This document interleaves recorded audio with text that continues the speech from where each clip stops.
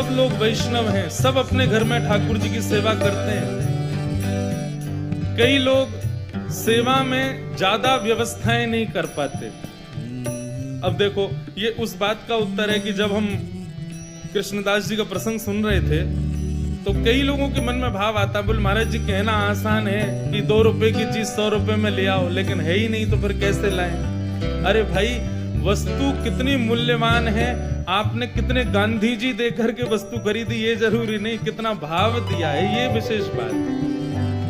आप वस्तु कोई प्रिय लग जाए ना, नहीं खरीद सकते, नहीं ठाकुर जी को पधरा सकते।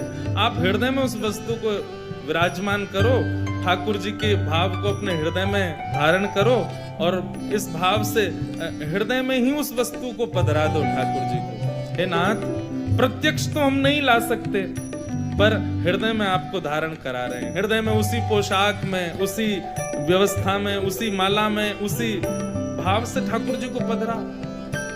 एक बड़ी प्रसिद्ध कथा है, श्रीमद् वल्लभाचार्य जी महाराज ने अपने एक शिष्य से कहा कि भैया तुझ पे ज्यादा धन नहीं है, तू एक काम किया कर, तू भाव से सेवा किया कर ठाकुर जी की। बोले कैसी भाव की सेवा? बोले आंख बंद करके सोच लिया कर ठाकुर जी सामने बैठे हैं और फिर तेरे को जो बढ़िया लगे, जितनी महंगी वस्तु, रुपया भी नहीं लगेगा, ठाकुर जी पहन भी लेंगे। उसने कहा ये बढ़िया है। दूसरे दिन विचार, ठाकुर जी सामने बैठे हैं लेकिन वो नेत्र बंद करके बैठा है, ये रही बढ़िया चांदी की चौकी, आहा, सोने की थाली, उसमें ठाकुर जी विराज गए।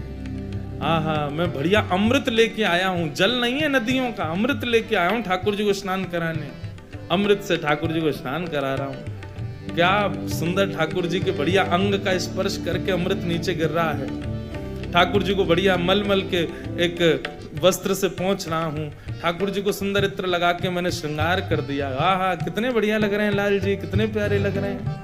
भाव से कर कुछ नहीं रहा है, केवल सोच रहा है। ठाकुर जी को मैंने सुंदर माला धारण करा दी।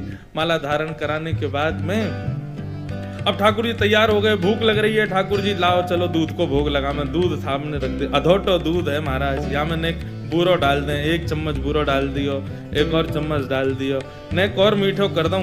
अरे ज्यादा डरगो दिखे, नेक निकालो, या में तो 1 चम्मच निकारण लगो तो इतने में ही प्रत्यक्ष ठाकुर जी प्रकट होकर उसका हाथ पकड़ लिए।